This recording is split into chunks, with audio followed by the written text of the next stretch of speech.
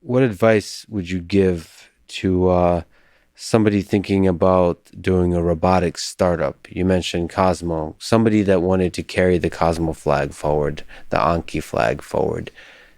Looking back at your experience, looking forward at a future that will obviously have such Yeah. robots, what advice would you give to that person? Yeah.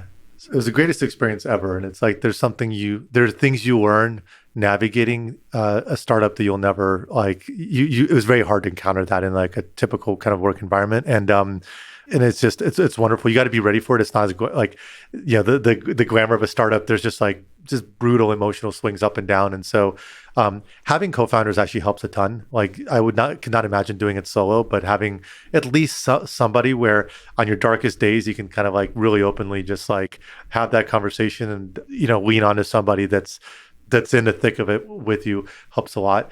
What I What would say, what was the nature of darkest days and the emotional swings? Is it worried about the funding? Is it worried about whether any of your ideas are any good or ever were good? Is it like the self-doubt?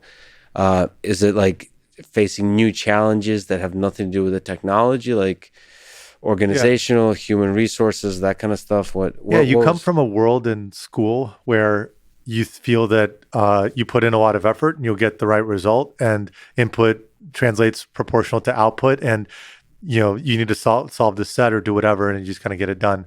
Now, PhD tests that a little bit, but at the end of the day, you put in the effort, you tend to like kind of come out with your enough results to you kind of get a PhD. In the startup space, like you could talk to 50 investors and they just don't see your vision, and it doesn't matter how hard you kind of tried and pitched. You could work incredibly hard and you have a manufacturing defect, and if you don't fix it, you're out of business. You need to raise money by a certain date, and you got to have this milestone in order to like have a good pitch, and you do it. You have to have this talent and you just don't have it inside the company, or you have to get 200 people or however many people kind of like along with you and kind of buy in the journey. You're like disagreeing with an investor, and they're your investor. So it's just like, it's like there's no walking away from it. Right. So, and it tends to be like those things where you just kind of get clobbered in so many different ways that like things end up being harder than you expect.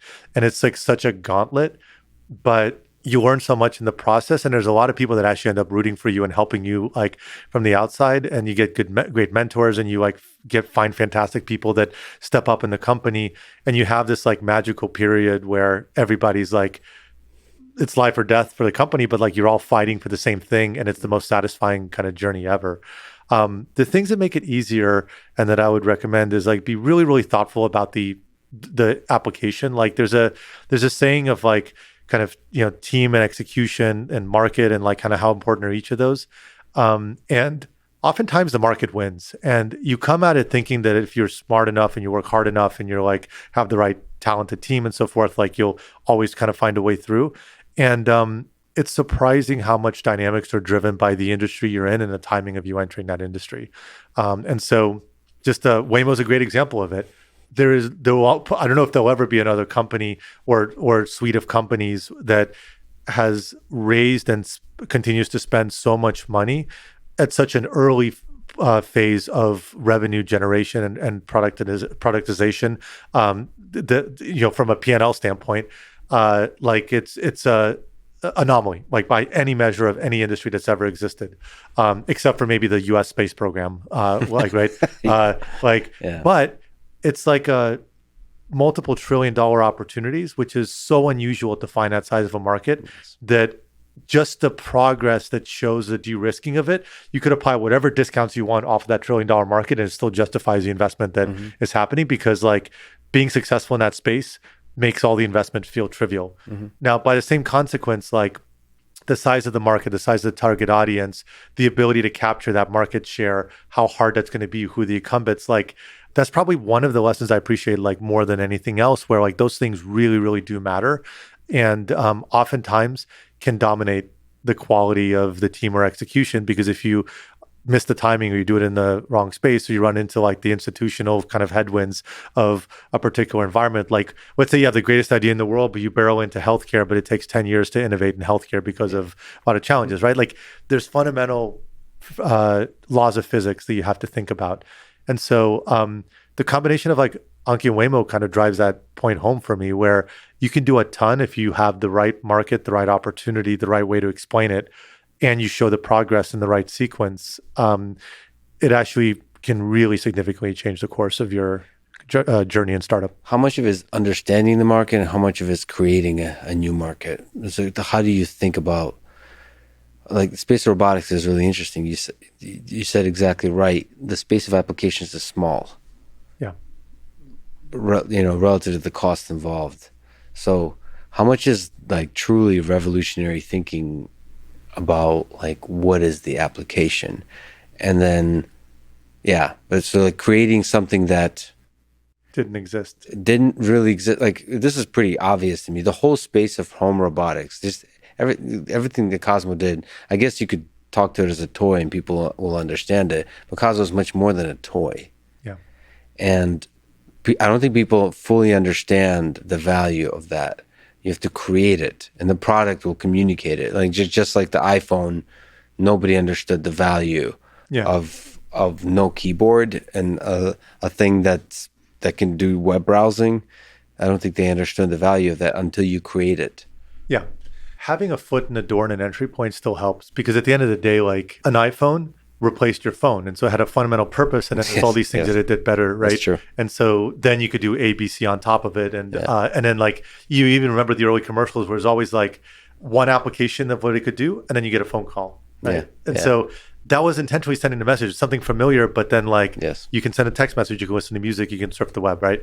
And so, autonomous driving obviously anchors on that as well. You don't have to explain to somebody the functionality of an autonomous truck, right? Like there's nuances around it, but the functionality makes sense. In the home, you have a fundamental advantage. Like we always thought about this because it was so painful to explain to people what our products did and how to communicate that super cleanly, especially when something was so experiential. And so you compare like Anki to Nest. Nest had some beautiful products where they started scaling and like actually found like really great success.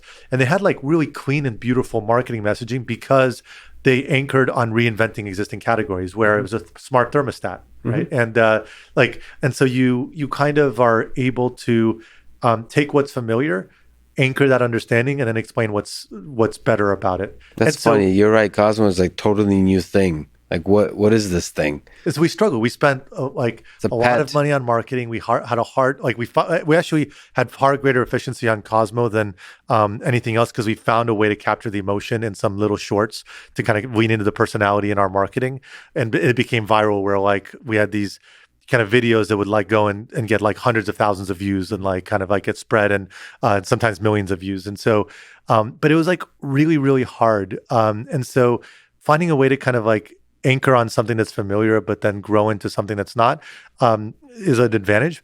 But then again, like you don't have like there's successes otherwise. Like Alexa never had a comp, right? You could argue that that's very novel and very new. And there's a lot of other examples that kind of created a kind of a category out of like Kiva Systems. I mean, they like came in and they like enterprise is a little easier because if you can it's less susceptible to this because if you can argue a clear value proposition, it's a more logical conversation that you can have with customers. It's a little bit less emotional and kind of subjective, but in the home you have to so like a home robot, it's like, what does that mean? And so then you really have to be crisp about the value proposition and what like really makes it worth it. Like, and we, by the way, went to that same winter. We almost hit a wall coming out of 2013 where we were so big on explaining why our stuff was so high tech and all the kind of like great technology in it and how cool it is and so forth, to having to make a super hard pivot on why is it fun and why does the random kind of family of four need this, right? Like, so it's learnings, but that's the challenge. And I think like robotics tends to sometimes fall into the new category problem, but then you got to be really crisp about why it needs to exist. Well, I think some of robotics, depending on the category, depending on the application, is a little bit of a marketing challenge. And I mean it's the kind of marketing that Waymo is doing, that Tesla is doing, is like showing off incredible engineering, incredible technology, but convincing, like you said, a family of four that Yeah. this is transformative for your life. Yeah. They This is don't fun. This is they don't care how easy. much tech is in your thing. Yeah, It's just like, they really yeah, don't it's just care. like they need to know why they want it. And So some of that is just marketing yeah. and And that's why presenting like right. Roomba, like yes, they didn't, like go and, have this like, huge, ramp into like the entirety of like kind of AI robotics and so forth. But like they built a really great business in the vacuum cleaner world, and like everybody understands what a vacuum cleaner is. Most people are annoyed by doing it, and now you have one that like kind of does it itself, uh, Yeah, in various degrees of quality. But that is so compelling that like it's easy to understand, and they had a very kind of, and I think they have like 15% of the vacuum cleaner market, so it's like pretty successful.